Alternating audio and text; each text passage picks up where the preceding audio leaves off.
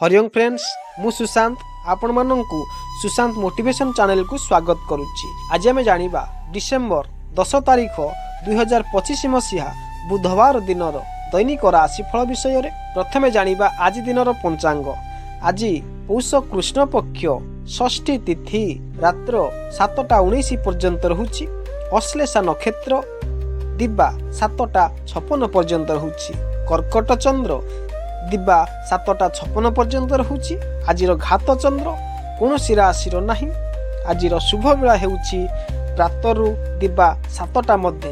ये तो जानिले आज दिनर तिथि और नक्षत्र विषय रे। आसंतु जानिबा 12टी राशिर राशिफल विषय रे। आसंतु सर्वप्रथमे जानिबा मेष राशि व्यक्ति विषय रे। आज शुक्र सह चंद्रंकर संयोग आपणकर समस्त कार्य सकाशे अनुकूल वातावरण सृष्टि करिबो। कर्म क्षेत्र रे अग्रगति द्रुत हेबो किंतु किछिटा प्रतिरोधर सामना करिबे। व्यवसायिक दिगटी भल रहिबो किंतु बकेया ऋण परिशोध करि न पारंती। आर्थिक स्थिति और पारिवारिक परिस्थिति पूर्व परि बहुत भल रही पारे। इथिला मेष राशि व्यक्ति विशेष मानंक पई। आसंतु जानिबा वृष राशि व्यक्ति विषय रे। स्वगृही राष्ट्राधिप हेतु स्वास्थ्य समस्या नियंत्रण रहिबा सह बंधु वर्गंकर सहानुभूति पाइबे। कर्म क्षेत्र रे ईर्षा परायण बंधुंक द्वारा प्रतारित हेबे। मूल्यवान जिनिस क्रय सकाशे मोटा अर्थर आवश्यकता अनुभव करिबे।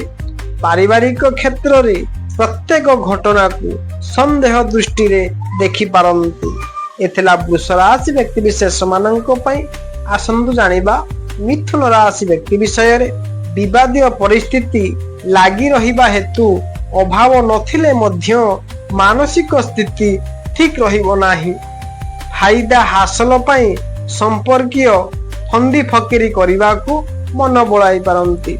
बंधुंकर प्रायोजित कोनोसी अनुष्ठानिक कार्य रे व्यस्त रहिबे। निर्माण मूलक कार्य रे सुविधा रे कार्य हासिल करिबा कष्टकर होई पड़िबो। एथिला मिथुन राशि व्यक्ति विशेष मानक पई। आसंतु जानिबा कर्कट राशि व्यक्ति विषय रे। देवधीप राशि रे अवस्थान करिथिबारु आज पाइबे जेतिकी ताहाठारु अधिक किछि हराइबाकू पड़ी पारे। कठोर परिश्रम जनित दैहिक दुर्बलता जोगु मनोबल कमी जीवो। आजिर सकाळुआ यात्रा और आनुष्ठानिक कामरू खुशी रहिबे। परिवारर आर्थिक अवनतिर समीक्षा करी चिंतित रही पारंती। एथिला कर्कट राशि व्यक्ति विशेष मानक पई। आसंतु जानिबा सिंह राशि व्यक्ति विषय रे। पूर्व परिकल्पित योजना को कार्यकारी करिबा पई तत्परता प्रकाश करि पारंती। बंधु मानक छलनापूर्ण कथा को ठीक भावे बुझी पारिबे नाही। परिवार खर्च परिमाण क्रमश वृद्धि पाइले मध्य आवश्यकता अपूर्ण रहिबो नाही। कचेरी मामला किंबा जमी जमा संबंधी विवाद हेतु मानसिक अवसाद लागी रहिबो। एथिला सिंह राशि व्यक्ति विशेष मानक पई। आसंतु जानिबा कन्या राशि व्यक्ति विषय रे। सप्तमस्थ शनि जोगु आजिर प्रत्युष यात्रा रे प्रतिबंधक देखा देबो। बंधुंक सह विवाद जनित संपर्क हानि जोगु चिंता प्रकट करि पारंती। पड़ोसींक घरोई कथारे मुंड पुराई शत्रुता को निमंत्रण करि पारंती। प्रशासनिक स्तर रे समस्यार अंत घटिबा सकाशे सहकर्मींकर आलोचना फलप्रद हेबो। एथिला कन्या राशि व्यक्ति विशेष मानक पई। आसंतु जानिबा तुला राशि व्यक्ति विषय रे। आज कर्म भाव रे बुधादित्य जोग जनित कोनोसी काम असाध्य रहिबो नाही किंतु भूल बुझामणा जनित छोट घटना को केंद्र करी मनांतर सृष्टि होई पारे। सामाजिक स्तर रे कार्यदक्षता और सच्चोटता कारणरू प्रतिष्ठित हेबे।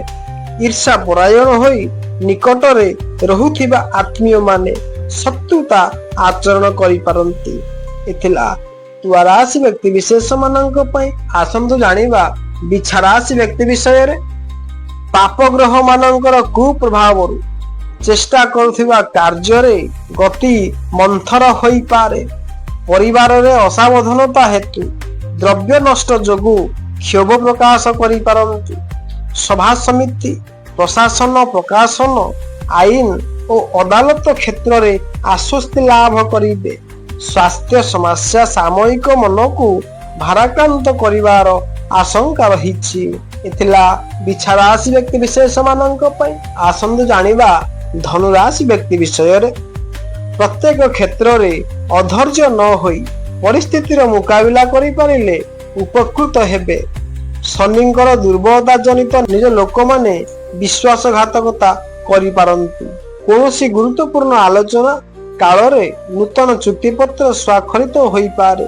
ଶିଳ୍ପ, ବାଣିଜ୍ୟ, ବ୍ୟବସାୟ ଓ ପରିବହନ ପାଇଁ ବିଶେଷ ଅସୁବିଧା ହେବ ନାହିଁ। ଏଥିଲା ଧନୁରାଶି ବ୍ୟକ୍ତି ବିଶେଷ ମାନଙ୍କ ପାଇଁ। ଆସନ୍ତୁ ଜାଣିବା ମକର ରାଶି ବ୍ୟକ୍ତି ବିଷୟରେ। ସହକର୍ମୀ ସହ ସୁସମ୍ପର୍କ ଅଭାବରୁ କର୍ମକ୍ଷେତ୍ରରେ ପ୍ରତିକୂଳ ପରିସ୍ଥିତିର ଚାପ ବଢିପାରେ।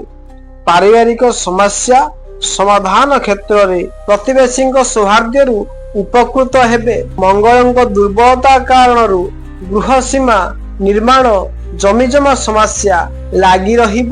ଆର୍ଥିକ ସ୍ଥିତି ପୂର୍ବପରି ରହିବା ହେତୁ ମାନସିକ ସ୍ଥିତି ବିଗିଡିଯିବ। ଏଥିଲା ମକର ରାଶି ବ୍ୟକ୍ତି ବିଷୟରେ। ଆସନ୍ତୁ ଜାଣିବା କୁମ୍ଭ ରାଶି ବ୍ୟକ୍ତି ବିଷୟରେ। ପାରିବାରିକ କ୍ଷେତ୍ରରେ ଅସ୍ଥିରତା ବୃଦ୍ଧି ପାଇବା ହେତୁ ମନ ଭଲ ରହି ନପାରେ। ଆର୍ଥିକ ଅନଟନକୁ ସୁଧାରିବାକୁ ବନ୍ଧୁଙ୍କ ସହ ଯୋଗାଯୋଗ କଲେ ଉପକୃତ ହେବେ।